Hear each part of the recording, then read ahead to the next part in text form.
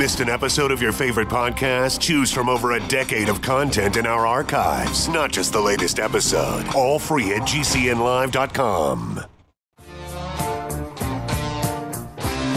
This is your call to action. Get prepared, America. Economy, survival, energy, disasters. This is USAPrepares.com. Informative radio, educational radio. Interact now by emailing instructor@USAPrepares.com or text at 434-390-7953. Class, please take your seats.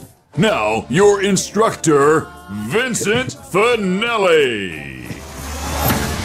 You know, class, one of the highlights of my day is I get a chance to talk with our engineer, Kyle, just a few minutes before the broadcast.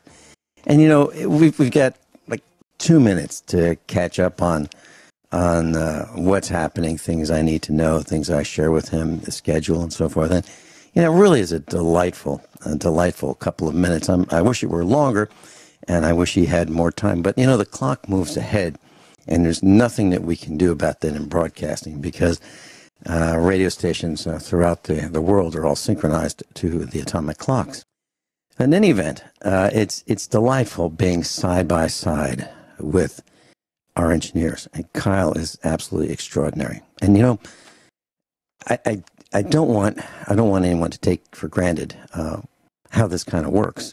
You know, I sit here, I don't know, hundreds of miles away. Kyle and I have never met, but however, we share the same screens. He has one, I have one. He has other screens that I don't have. He has a control board that I don't have. I have a control board that he doesn't have. But together, simultaneously, we're able to make this work. And I want to thank Kyle for all that you do, Kyle. Seriously. Everyone all set? Thank you so much, Kyle. Everyone all set? Cocked? Locked? Here we go. Your dial is set correctly. USAPrepares.com.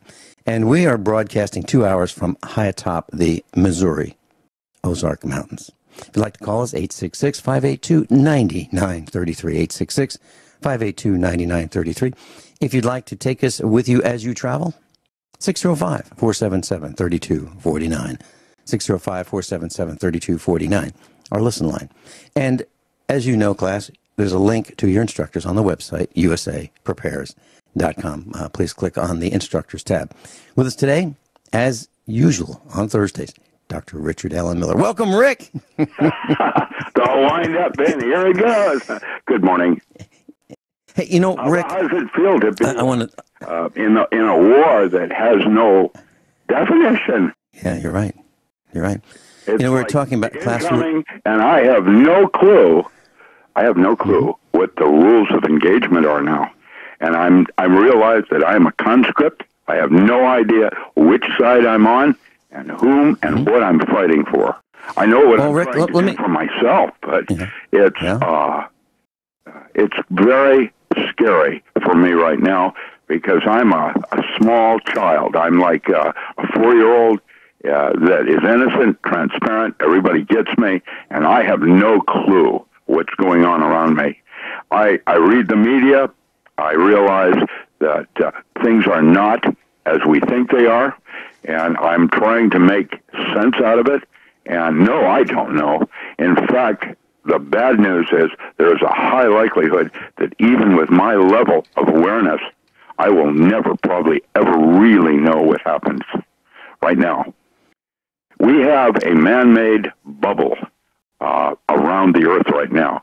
It's a low-frequency FM band, and it's man-made, and it is doing something that I have no clue yet. I'm slowly starting to vet out what a liquid crystal is because I first was one to propose that back in the 70s when I started constructing the nature of what a holographic universe might imply, but I can tell you there are technologies now being at play that even I don't have what do you think a chemtrail is? A radiation shield for incoming nuclear weapons? Yeah. Is it to terraform weather and use that as a weapon? Yeah. Is it to close down a city in unrest using lithium? Yeah.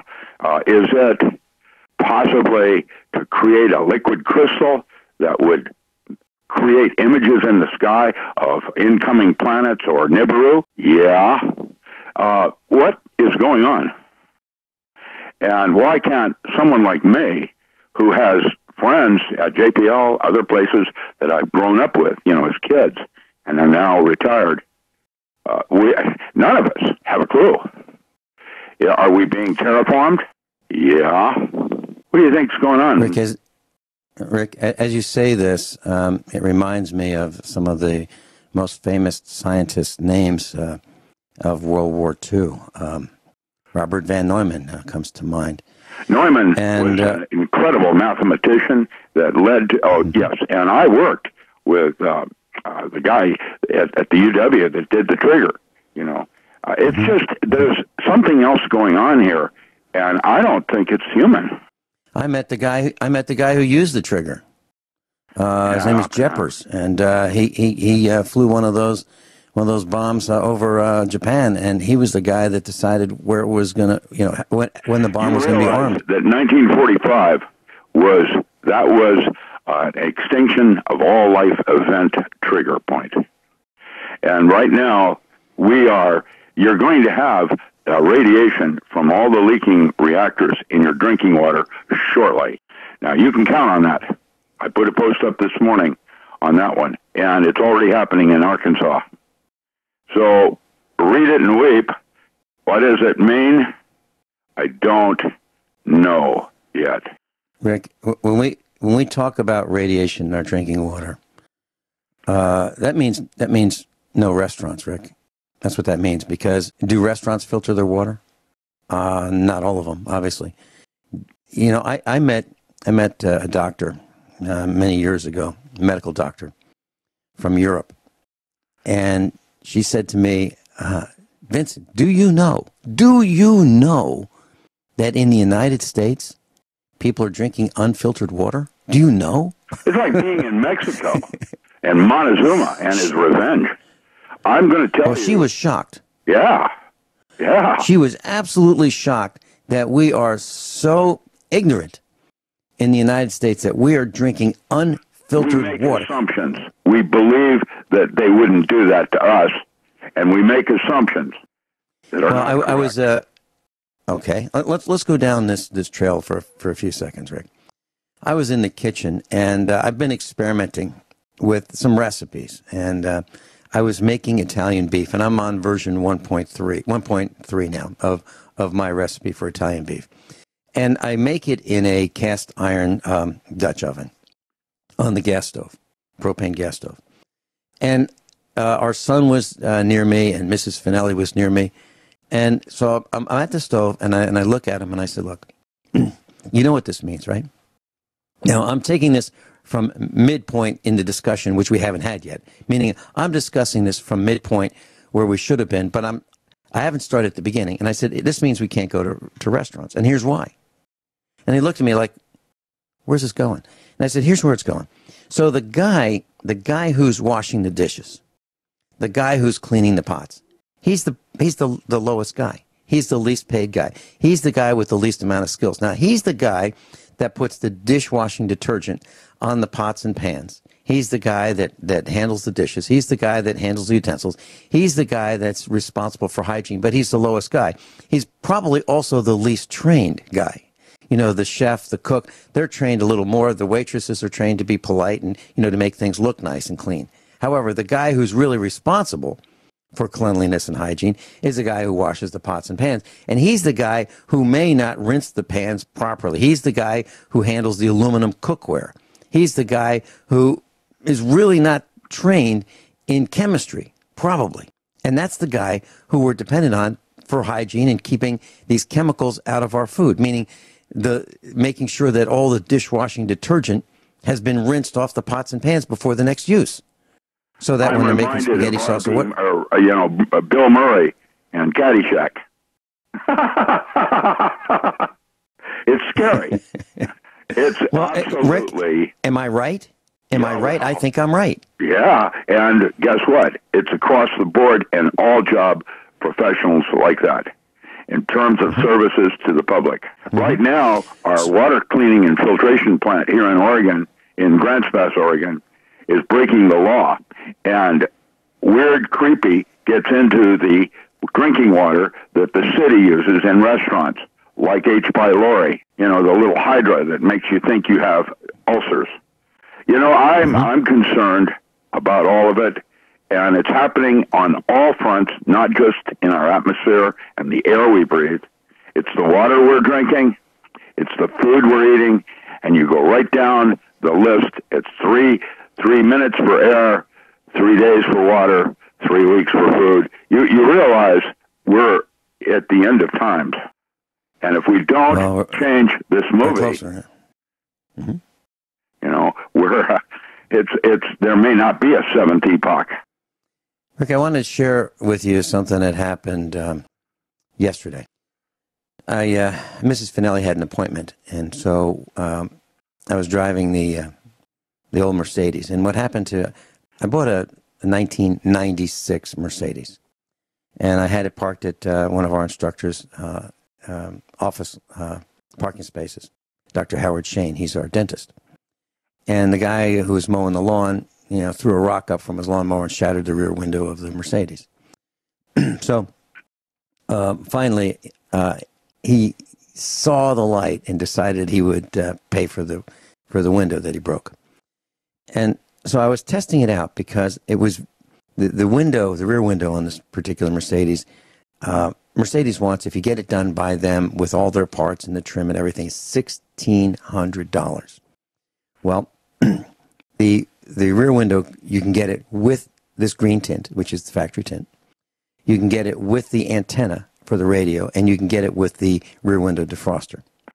And they said, well, we can't get it with the antenna, but we can get one for $275. And I did not want to rake this guy over the coals who broke the window, so I agreed to the downgraded $275 rear window. It was put in, and when they're putting it in, the guy said, hey, you know what? I think it's got the antenna in it. It's got the antenna in it. We're in luck. So I got all the options that I had with the broken window in the replacement window. And I'll tell you the rest of the story about this, and it's germane to this discussion. Just a simple little thing that happened is germane to the discussion about what's happening in radio and what's happening to us and what's happening to the message. We'll be right back. Dr. Richard Allen Miller, DocRam.com. Doc Ram's with us, Dr. Richard Allen Miller, as every Thursday right here on USA Prepares. Doc Ram is a physicist. And so, Rick, we're talking about this rear windshield that I had replaced. And the reason I mention this is I did something that I normally don't do.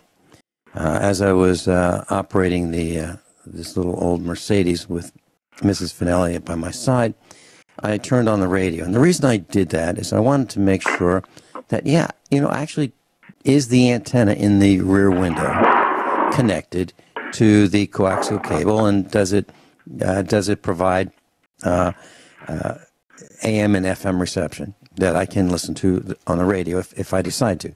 And I don't listen to the radio when I travel. I just don't. I can't explain why, but I used to, but now I don't listen to the radio at all. So what happens at USA Prepares is all original without being biased and any suggestions from other broadcasters, because I don't listen to other broadcasters at all. So anyway, so I found out that the radio worked, and then I happened to tune to a station that had Sean Hannity on. And Sean Hannity was whining. And by the way, class, if you hear that rejoinder, no whining, that's Sean Hannity. That's what that's that no whining that no whining is a tribute to him, because that's what I think he does. And that's my opinion. I think he whines. So the no whining is about Sean Hannity. And I haven't said very much about that over the years, but yeah, that's Night Live and the whiners. So that's where no whining comes from. Yeah, but no anyway, so he was talking about attacks on guys like Bill O'Reilly and others, other radio personalities, and how advertisers are being driven away. And that's a really good point. So if you want to stop the message, one good way of doing it is to drive the advertisers away. And if radio personalities don't have advertisers, they the show gets canceled and they get fired. Well, I won't. It doesn't happen exactly to us because we don't get paid. So it's not. But if there were no advertisers on the network, yeah, the network would probably at some point go away. But here's the point I'm trying to make. The way our message is different. We talk about things that are happening, and we talk about why they're happening. We talk about what you can do about them. As a result of that, I got a message from Ron Gibson. Ron Gibson is the gentleman who for years has been picking up this broadcast. He's been editing out the commercials with our permission and our blessing, and post them on YouTube for your convenience. If you'd like to listen commercial free on YouTube, it'll be delayed several hours, but every day, the 5 days of broadcast per week that USA Prepares is on, you can listen. You can go to YouTube and you can go to Ron Gibson's channel. Just type in USA Prepares, you'll find us. And our broadcasts are there for years. They're there, and there's a description about what most of them are about. But he told me that USA Prepares has been identified by YouTube as being advertiser unfriendly. Yeah. Now, we're considered not good for advertising. And so I went to YouTube and I looked up the advertiser-friendly content guidelines. And here's what they say. Advertiser-friendly content is content that's appropriate for all audiences.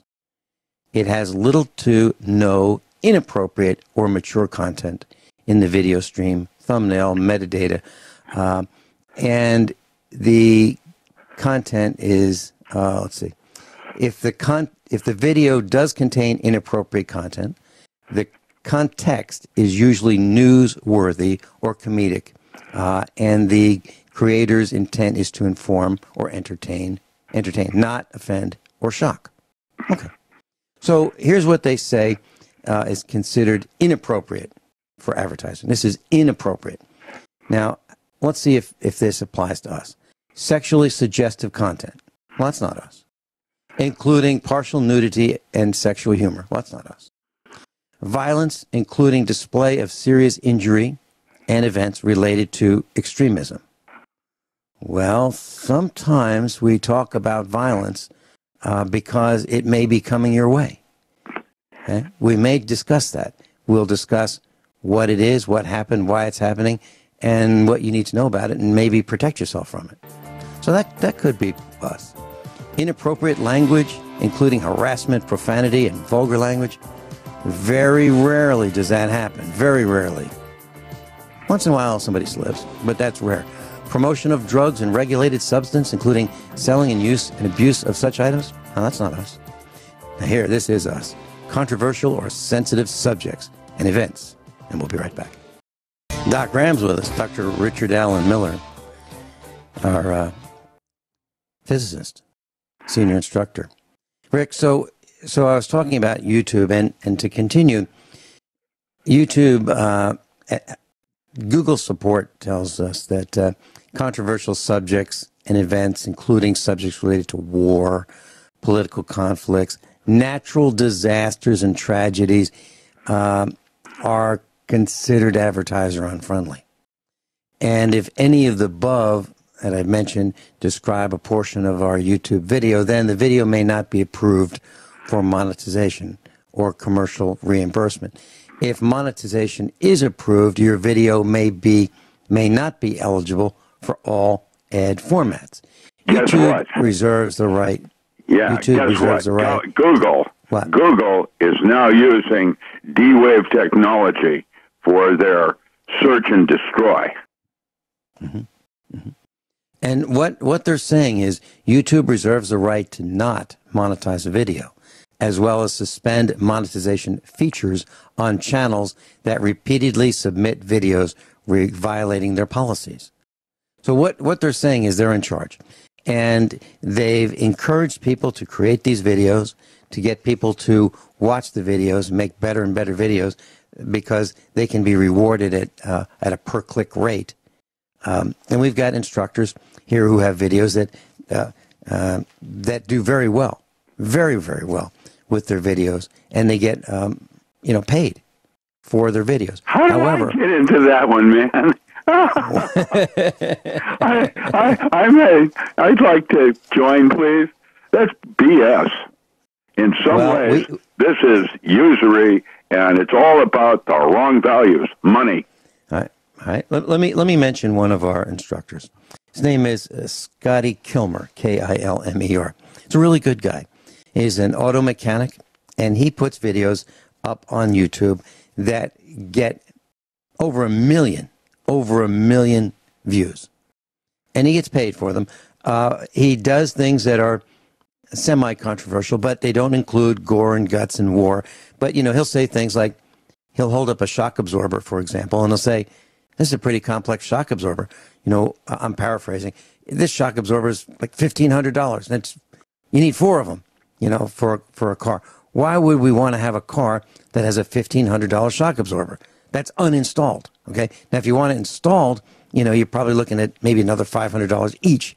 So, he talks about things like that, but he also talks about overheating cars and how to change your oil and the proper way and the best practices, methods of doing things. And he's really good at it. But he avoids some of the controversy, and there's a reason. Because, he does it with humor, and it works. It really works for him, and he's got lots and lots of views. Then we've got other guys that just are willing to go into the gore and guts and talk about the bombings, and we'll talk about the carnage, and we'll talk about the old men who start wars and the young men and women who die. We're willing to do that. But if you're willing to do that, be prepared that the rewards financially are not going to be there. And as Sean Hannity talked about on that few minutes I listened to on the air in the car, people who have a message against, the powers that be tend to suffer, and they suffer financially. And a lot of us have been removed from the airwaves. I'm not saying that, we're doomed yet, but we certainly are surrounded, and we certainly are outnumbered, and we certainly are, they have more money than we do. So yeah, we're feeling the pinch, all of us here at USA Prepares, and it's not just us. It's all of the alternative media is feeling the pinch. And it was best said on mainstream media by Sean Hannity. He admitted it. He's under attack. So that was what I wanted to share about the radio message. And I also think that radio is in decline. I really believe that fewer and fewer people are listening to radio. And if you look at some of the countries in Europe, they're even doing away with AM. Who listens to AM radio? Not too many people. I'm glad that we still have a few AM radio stations around. I really am. And thank you so much for our affiliates who are in the AM radio station business. But there are fewer and fewer AM radios. And are cars being manufactured with AM radios today? Or are they being manufactured with satellite radios? I think what we'll find out is more and more vehicles are being manufactured with satellite radios. And FM radio is going away in some European nations as well. They've just shut them off. We don't need FM radio. Can you imagine? And then what about television? When I went into radio myself, originally FM was called underground. Mm-hmm. That's right. Underground radio. And it was to play music, like Inagata Davida, because nobody else would do that with commercial-free radio music. Mm-hmm. Now, when you talk about pirate radio, are you talking about during the 70s? 60s, late 60s, out of KMPX, out of San Francisco, where I broadcast at 800 micrograms, leaving up in the Redwoods, leaving no left turn unstoned. Left stone unturned? No, it was an introduction to the Rolling Stones. That's right. Yeah, we played. We had fun. It's no longer fun anymore. It's like a war zone. Yeah, what you're talking about. It's for the, what do we call it? For the minds of America. And most people don't realize just how asleep they are, having no clue when they walk into a restaurant what is going to happen next on the food they're about to eat. You're aware of it when you go down to Mexico because of the bacterial, but this is going to be a whole new world. And it's time everybody begins to wake up and realize what is happening happening all around us in every medium, from the air you breathe to the water you drink to the food you eat. Rick, what you're talking about is something that I wanted to talk about today, and that's innovation and drive and desire and experimentation and learning. And you were talking about pirate radio. Yeah, and while you were doing pirate radio, and we didn't even know each other, I was doing pirate radio as well. And one of our other instructors, and another one of our instructors, who will remain nameless at this point unless I get his permission, he had a pirate radio station too. In class, what we're talking about is very simple. All we did was make a small low-power transmitter, and tuned an antenna to a specific frequency. We would find a radio frequency that was unused, and we would transmit on that frequency. We just say, okay, there's nothing happening on the dial right here. Put an antenna up, and then play some kind of audio over a low-power transmitter. And then, our friends could listen in our neighborhoods, and they could listen to our radio station. And we'd have fun. And was it against the law? Probably. Did anybody care? No. Did anybody get arrested? No. Did it hurt anybody? No. And it spurred innovation. It spurred those guys who became electronic and electrical engineers. It taught them what would work, what would not work. It was awesome. But now you've got to be in fear of your life and having a SWAT team arrive at your house should you decide to do that. I'm sitting here in the studio in Missouri, and I purchased a 10 watt, pretty low power transmitter. I've got it right here. It was made by RCA. It was used by a college radio station. So it's commercial gear, it's top quality gear, vintage gear from probably the 80s. And I could hook this thing up right now. I could put an antenna on top of our house, or I could string an antenna between two trees, and I could be broadcasting on the frequency of my choice, the broadcast. I could do 24/7 USA Prepares. But I know that I would make some new friends. And they would be welcome to Baraka, honey. The great Leslie. There it is. Read it and weep. And my new friends would probably all shop at the same place. They'd buy black uniforms. They'd buy the same AR-15s and shotguns and tasers and body armor and helmets and Kevlar and boots. And they would arrive in SUVs, and they would read me the riot act. So here it sits, unconnected, unplugged in, and I can just look at it as a paperweight.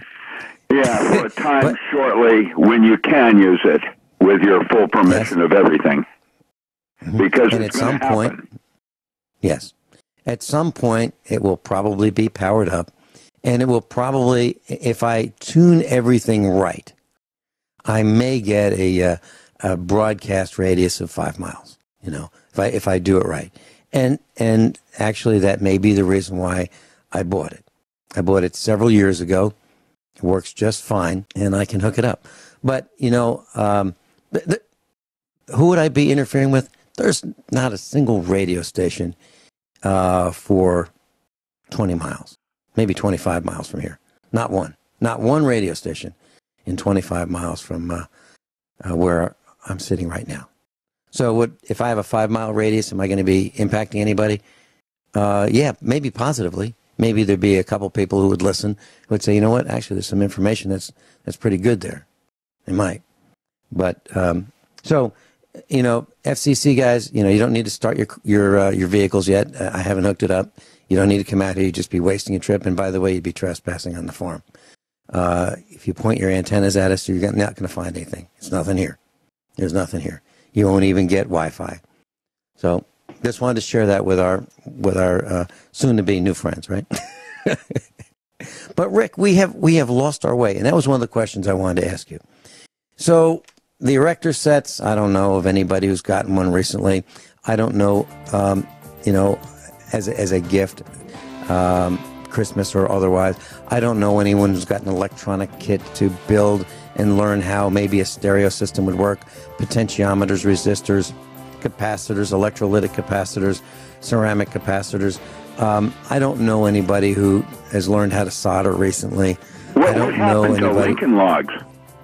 Well, I mean, that would be the very basic level that we'd be talking about. But let's talk about that when we come back. With as a kid. Yeah, let's talk about this when we come back. You know, years ago, when I was very, very young, I got some blocks of wood. And my parents gave me some blocks of wood, and I could stack them, and I could pile them up, and I could experiment with them. And that went on to natural progression. You mentioned Lincoln logs. Natural progression from there was an erector set, nuts and bolts and brackets and levers and pulleys and so forth. And then it went on to an electronics kit made by Heathkit with a transistor and some capacitors and variable capacitor. Yeah, then there was the Chemcraft chemistry set, and then natural progression. Yes, microscope, still have it. Then an old quality used microscope that, not one of these plastic things, but, I still have it. Then it went on to learning about electron tubes and hand wiring with resistors and capacitors and so forth, and making a power supply from a higher voltage, 120 volt to a lower 6 and 12 volt AC power supply. And then it went on to a stereo kit, and I still have those stereo kits. I use them right here at the farm, made by Dynaco. And then it involved taking a tour of the Dynaco factory, and then being adopted by the Dynaco team. They liked me because I was a young guy who was interested in their top quality products. Let's not forget Heathkit. Yes, Heathkit, right? And then I moved on to Citizens Band Radio, which taught me about antenna theory and how to build antennas and tune antennas and so forth. And then try to get the maximum distance, maximum reception out of a Citizens Band Radio. And then I learned about telephone systems, how they work. And then I'll just say it. I learned about how they work and how things like red boxes, blue boxes, and black boxes worked. And then cable okay. He's a personal friend of mine in federal prison in Leavenworth right now. Captain Crunch was someone Michael who James was Reconasuccio. He lived out at Tacoma. Used to come into my bookstore every week. Mm-hmm. Captain Crunch was a guy who the parlance at the time was known as a phone freak. I'm not saying that in a disparaging way. I'm just saying that he learned how the telephony system that was invented by Bell Laboratories worked, and he learned about something called DTMF, dual tone multi-frequencies. So what would happen back in the early days of the touch-tone telephone, first there was the rotary dial, and then it was upgraded to the DTMF system, which was dual tones. And by creating a sinusoidal wave with dual tones simultaneously, you could direct where your call was being placed. And there was a billing system, and there was a timer, and then there was the direction of where the calling number and the called number. That was all part of the communication. And you could look that up. You could look up the patent to see how it was done. And if you learned how it was done, you could learn how to make it work, without the rest of the system. Or you could learn how to circumvent the system, if you will. Nickels, dimes, and quarters. Ding, ding, ding, and ding, ding, ding. Well, my memory isn't all that good, Rick, but I can almost remember a guy making a red box. And a red box is different from a blue box and a black box. But the red box, and I guess the original was painted red, and that's why they called it a red box. Whoever made the red box, I'm not sure. But the red box, when you would place a telephone call, you would put a dime in the payphone. You'd get the operator. I'm going by memory here, Rick. So I'm taking a course the operator would say on practical hacking to defend myself. Right now. I'll tell you what. Ethical hacking is what it's called. Here goes, here goes our reputation. Right down the drain. Here goes our reputation, Rick. We'll talk a little bit more about red boxes, blue boxes, and black boxes when we come back after top of the hour news and commercial announcements. This is USA Prepares. Geez. I don't know if I should do this, but here we go. Here goes our reputation. So Rick, we were talking about red boxes, blue boxes, and black boxes. And so, a blue box, Ding, back ding, in ding, the... ding, ding, ding. Yeah. It's a box, electronic... Yeah, it simulated what the telephone operator would do by generating the same tones as he or she could generate through the telephone switching network. And someone who wanted to learn about it could just go research the patents and learn how the telephone system worked. It was, just required going to the library, a decent library that would have patents on file. And now a red box is a device that phone freaks would use to generate tones to simulate the telephone tones that would be created by a payphone. And that would fool the system into making calls for free. And there were 3 tones. Because typically a person would have one of 3 coins or tokens in his pocket. And that would be a nickel, a dime, or a quarter. What would happen is back in the days of payphones, which you hardly see anywhere anymore, there were payphones all over the place. And you just put a dime, which most people had in their pockets, put a dime in the payphone, and that would get you to the operator. And you could say, operator, I'd like to call area code 123, and then here's the rest of the number. And the operator would say, okay, that's 70 cents for the first 3 minutes.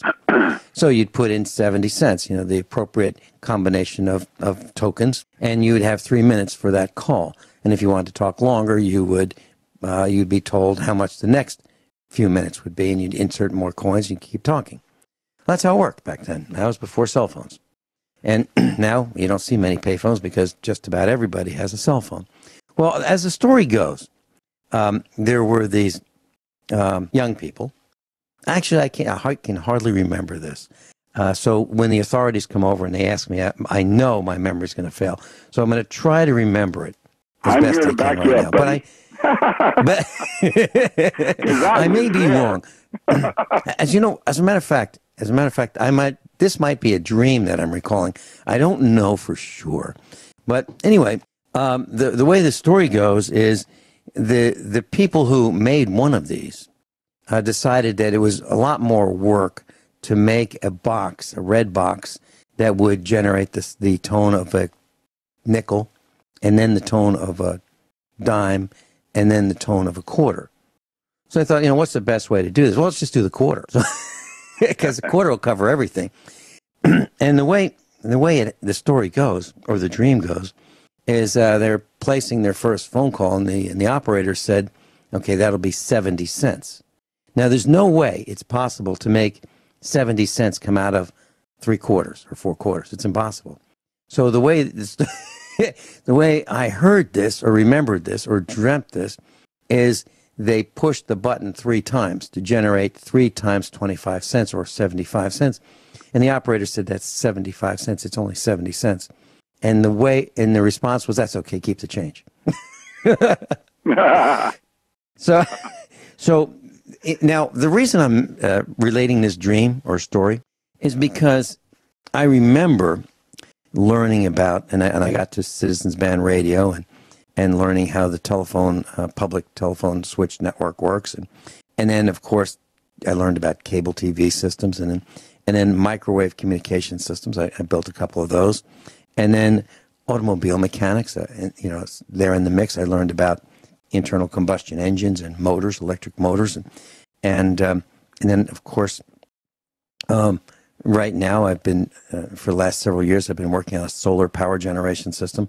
And I refuse to buy things that I can make. So I bought some industrial surplus shelving, and I decided that I'd buy a MIG welder and weld up, the this shelving, cut it and weld it, and learn about the angles. And I'm almost ready to put the concrete piers in to finish this solar array. And what I'm saying is these were the building blocks, Rick, that in my life I learned how to do the hard way. I learned by research, I learned by study, I learned by prototyping, I learned by mistakes and bruises. But today, I don't know, literally, I don't know of a single young person who would attempt some of the things that I've done. And I'm not saying I'm superhuman. I'm not saying that at all. I'm saying I was just a regular guy. But I don't know a young person today who is willing or has the drive or the initiative to want to learn about things at all.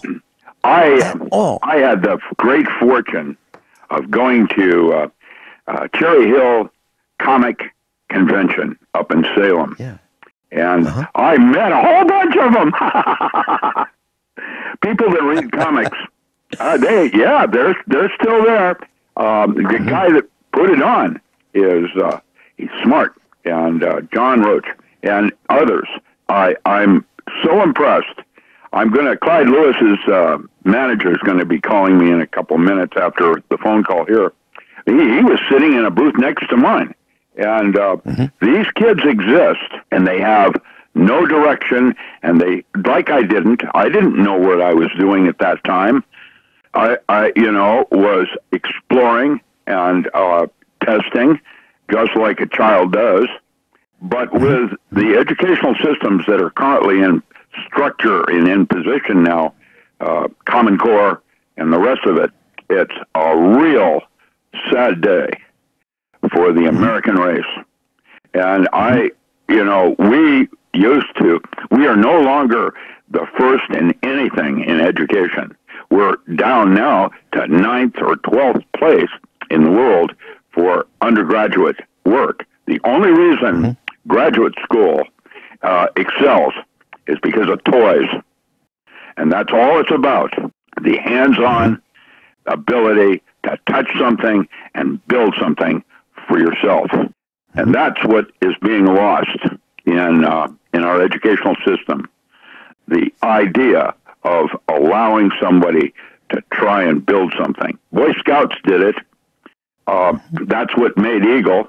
We took a lifeboat that the Navy had given us and converted over a 2-year period. We converted Troop 188 out of Seattle, converted it into a twin-masted schooner sloop rig with an inboard diesel. And to make Eagle, and they don't do this anymore, but to make Eagle, I had to be the yeoman that sailed in the outer straits 100 miles out all the way to Alaska from Seattle. Now, they don't even do that level of scouting anymore. It's the same thing. I had to shoot the stars. That means I had to learn how to use a sextant and actually use what we call maps of along the shore with lighthouses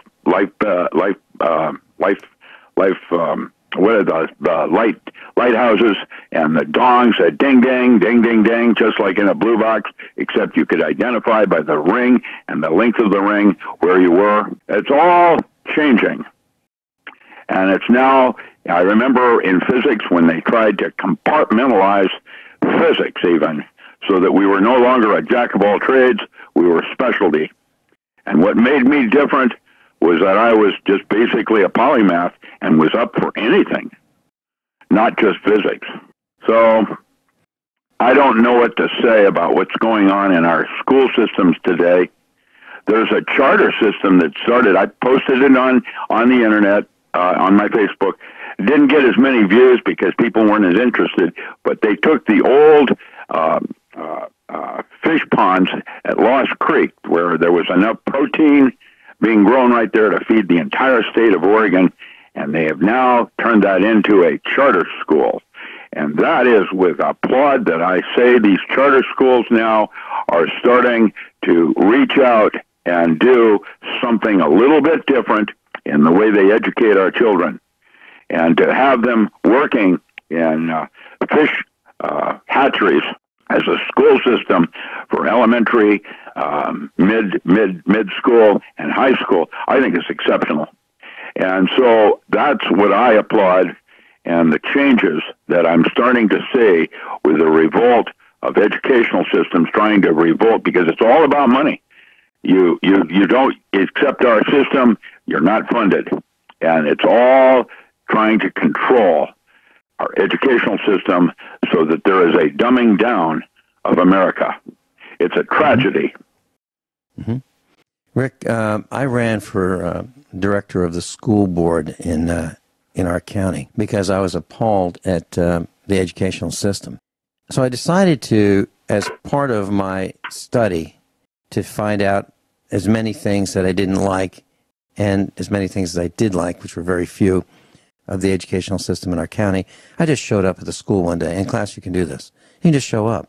You can say, I'm here for a tour. Really? Do you have an appointment? No, but I'm here, and I'm ready for the tour. And you can do that. So I did, and Mrs. Finelli came with me. And I saw a lot of things that I did not like at the school system. And I decided that I would change them, and I'd run for the school board. And I suggest you do that. And one of the things that I did was I stayed after school. After the students went home, I went to the library, and that's where the teachers would congregate and complain. They'd complain about what a hard day they had. They would complain about all the forms and that they had to fill out, all the data that they had to fill out on these forms and send off to Washington and so forth. And I'd say to them, what are you guys doing? I'd say, well, this is required. And I say, by whom? Well, it's required by the feds and the state. Okay. So how much time does it take? It takes a lot of time. Well, like compared to teaching, how much time does it take? It takes as much time to fill out the forms and collect this data as it does to teach. I said, well, don't do it. I said, well, are you kidding? Don't do it? And I said, yeah, don't do it. What happens if we don't do it? And they said, oh, it'll be all over us. We won't get our funding. I'll tell you what happened next when we come back. Parade. How were the children able to learn reading, writing, arithmetic, history, science, and so forth, and learn how to get along with each other and be productive? How were we able to do that, without the Department of Education funding? And now we can barely get by, and we're not teaching the children very much at all. So I decided that I would fix this and run for the school board office, become a director. And what I did was I went to school board meetings. I learned who the people are. So who are the people on the school board? Well, it's anybody. It's anybody that lives in the area for a number of years, and there are usually some requirements, how old you have to be, and you have to live in that area. So typically above 28 years old, I think, is about the age, and you need to live in the county. That makes sense. And so I called the school board group in Missouri to find out exactly what the requirements were. And they said, you have to be a certain age and you have to live in the county. And I said, so okay, so it's all right that I'm a felon, a convicted felon? And they said, you're a convicted felon? And I said, well, no, but if I were, it'd be okay. And they said, well, no, I suppose. Yeah, you can run as a convicted felon. Well, I put an ad in the paper, and I was against drug testing. I was the only guy against drug testing. Mrs. Finelli and I guess, were the only two on the drug testing committee that were against drug testing. We wanted drug education, not drug testing. And we didn't want people to be branded through false positives that they had been tested positively for drugs if they're on some rescue inhaler or some kind of medical prescription by their medical doctor. And we wanted to make sure that didn't happen. And we didn't want to have a DNA database of all of our children in the school system being sent off to some lab and no one knew where. Literally, I'm not kidding. They didn't know where it was going or what they were going to do with the samples. So I was against drug testing, and I decided that I'd put an ad in the paper, and I did, consider voting for Vincent Finelli. And here's what I said. Fire the entire county school board. That's how it started. Fire the entire county school board. Consider voting for Vincent Finelli, the only candidate who will not make your child urinate in a cup. And that was, that's what I put in the paper. By the way, It made it all the way to the state capitol. People were talking about this guy who is running for the school board because he's like out of control. He is, literally out of control. And I got about 1/8 of the votes. Now, who did I lose to? A convicted felon. I lost to a convicted felon, a guy who was convicted of selling drugs. That's who I lost to. It goes downhill from there. It's much. I'm not even sure they're even doing gerrymandering or miscount of votes. I'm now suspecting, for example, in my county, that has lost 6 times in funding of the jails, got funding this time. I don't believe it. I don't know anybody that voted for it. How could it have won? Yeah. I had a dream about that. Well, I had a dream about that last night. The person that runs that just got hired from Josephine County to Jackson County, where the criminal thing is even worse, except that Josephine County is run by a bunch of good old boys. I have detective friends that are retired that will not have anything to do with the law enforcement here in Josephine County. It is so corrupt. I can hear the dogs behind me that are being trained for dog fighting run by the county. Just dogs? I got a friend that has a dossier, showed me all the evidence. And when he went and approached them on this, I'm out to get these people, because Daniels, and I'm going to mention him further, said after the guy took my report, the sheriff, he was a really nice guy, and was going to call the Royal Mounted Police to get this hacker or this stalker off my neck. And Daniels, who's sheriff, said, we don't have enough money in our budget to make a phone call. Hold that thought. Doc Ram's with us, Dr. Richard Allen Miller. And class, if you'd like to peruse his Facebook page and see some of his offerings, his writings, his books, you can buy them from his website. So you can go to docram.com. That's a good start. It'll help you understand a little more about who he is, and he's got a lot of information about current events. Rick, you were mentioning dogfights, and what came to my mind is, that's all, just dogs? And I'm being kind of facetious, because here in Missouri, you can learn about, we have gladiators. What happens is we have a jail in Missouri that is under investigation in Missouri. Literally, the sheriff knew about it. The employees knew about it. And what they would do is they would coerce those who have been incarcerated to fight with each other. Fight night at the county jail.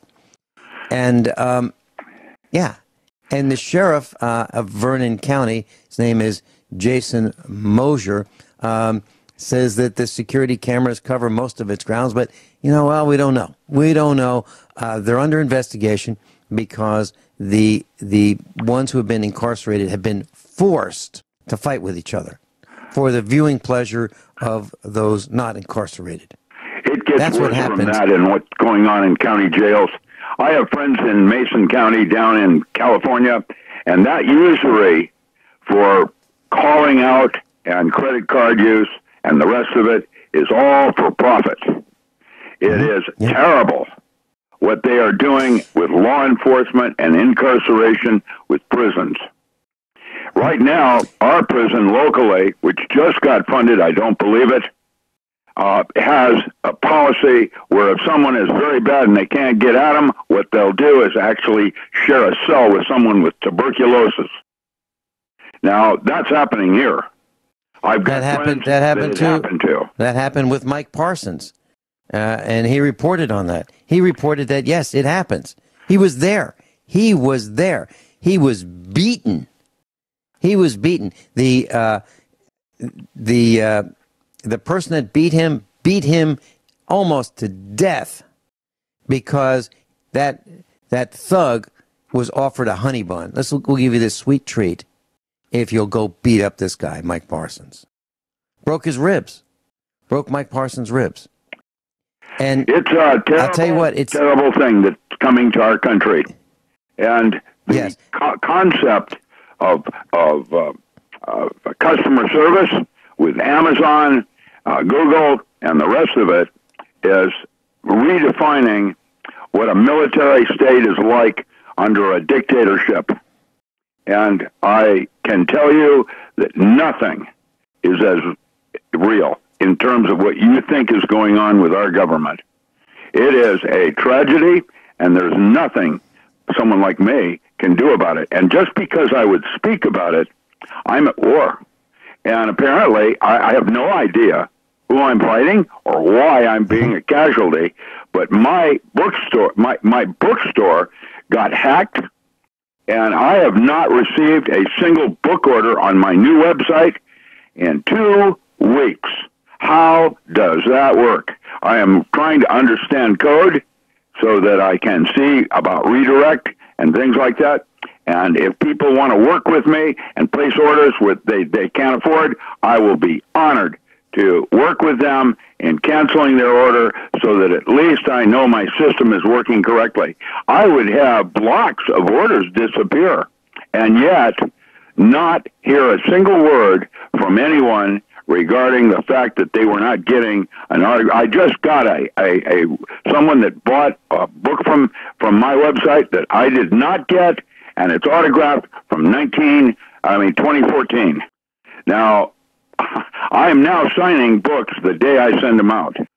Mm-hmm. So here we are with me not having a clue, and I'm penniless to the point where I have now had to go out and seek work in an area that I don't want to work, that has stopped me from writing.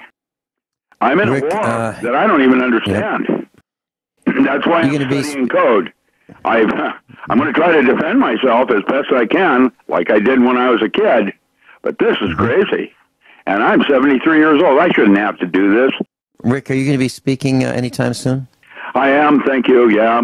In Salem, Oregon, I'm doing an ESP workshop, the very project I did when I trained Navy SEALs. And it's on June 3rd at the Red Lion Inn in Salem. And if people want to come and visit with me, I'm planning to, my daughter's having a party Friday night. She lives in Salem. And I probably am not going to stay because the party's going to get pretty wild probably, and I need to be up and about Saturday morning. I have a friend up in Canada that wants to take it, but he didn't know what to do with his kids, and I said, bring them.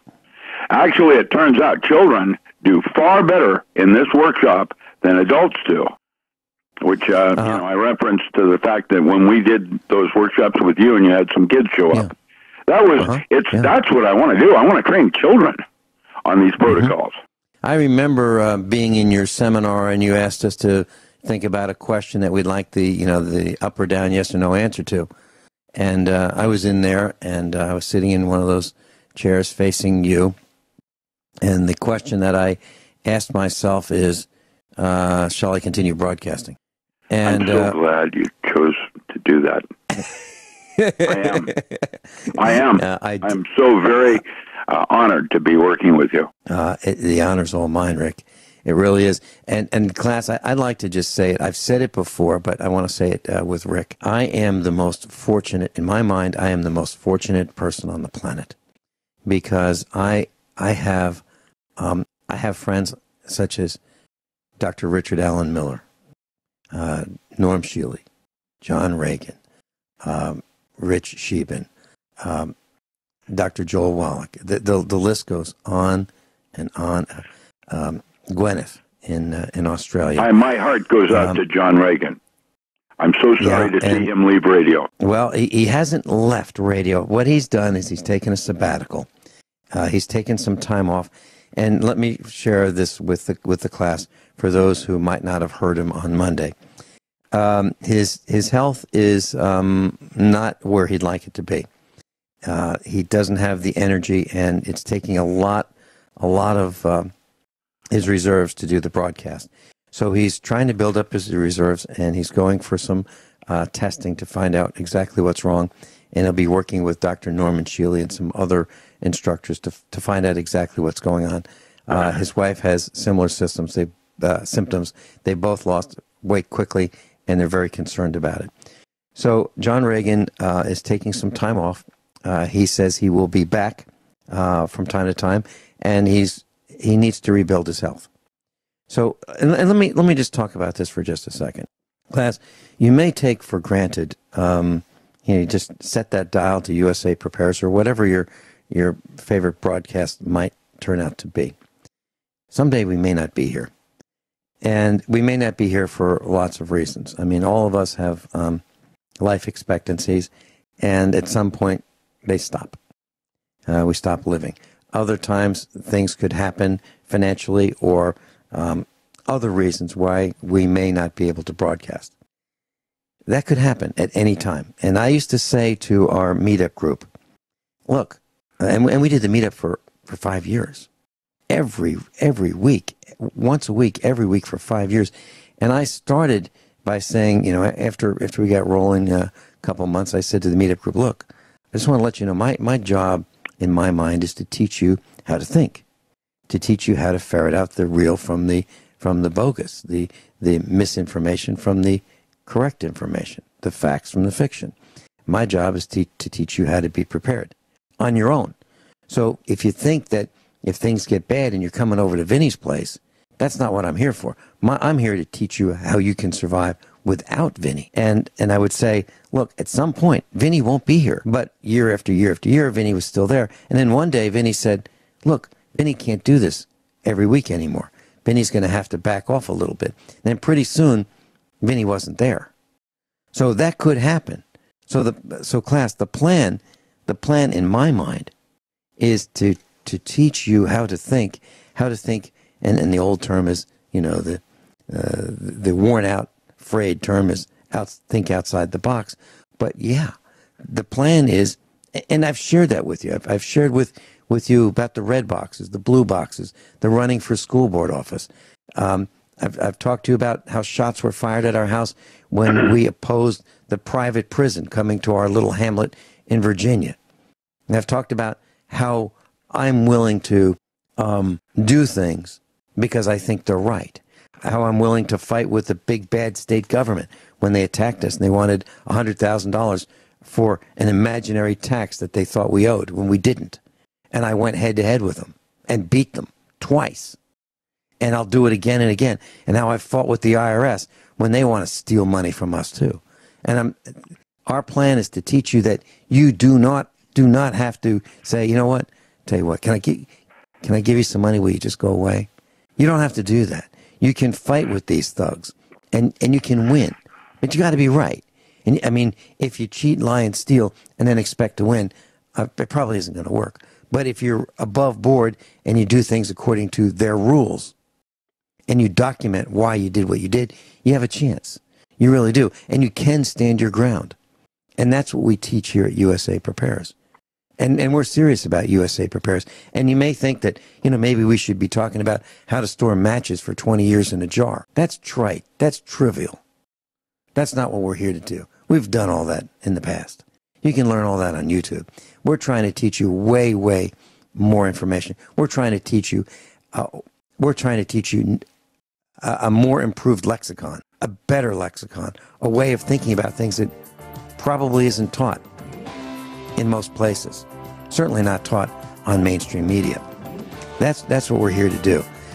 Rick, when we come back, I actually have some good news. I can't believe it, but something happened to me at Home Depot. I can't believe it, but I'd like to take 2 minutes and talk about what happened and why it happened. And it's actually good news. We'll be right back. So, Rick, here's my story about Home Depot. As you know, I'm building this solar array, and I'm fabricating the rack for it. And it's pretty substantial. I bought a trailer load full of used or surplus shelving, the kind of shelving that you would see at Lowe's or Walmart or Sam's Club or Home Depot. So I bought this at a very low price, and I'm sawing and cutting and welding and designing this solar array, and it's 48 feet long. I'm building 2 of them. Anyway, so I wanted to have a disconnect switch. So I looked on the internet, I looked at eBay, and $10, $12 a piece. And I happened to find them at Home Depot for $5.98. Now, normally I would do everything I can to avoid sales tax, but it was a little less expensive, and I was going to be in Springfield, Missouri anyway. So I went to the store and I bought 3 of them. And they were $5.98. And then A couple days later, I realized I needed 4. So I went back, and sure enough, they had another one on the shelf, and I went to get it. And I went through the same self-checkout, and I was having trouble because it wouldn't scan. So a young gal came over to me, and she said, "Can I help you?" And I said, "I'm having trouble. I can't seem to scan this." So she said, "Okay." And she couldn't scan it either. It would not scan, even though she had a higher authorization to do things than I did. And the reason it wouldn't scan is somebody carelessly put a label over the part of the barcode.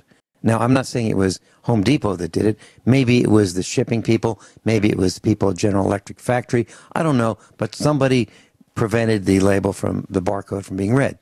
So she said, so what is this? And she was a young gal in school. And I told her it was a 60 amp General Electric, 60 amp, 240 volt, non-fused electric disconnect. And she said, "Do you know how much it is?" And I said, "Yes. It's less than $6. It's like $5.98. So she keyed in $5.98. I was absolutely stunned that this young gal, this very pleasant student who was working the summers at Home Depot, believed me. Absolutely floored that she believed me, because I said, "Wow, I'm surprised, because there aren't very many items in a box this size that weigh this much, that have this much substance, that are less than $6. And you believe me." She said, "Of course."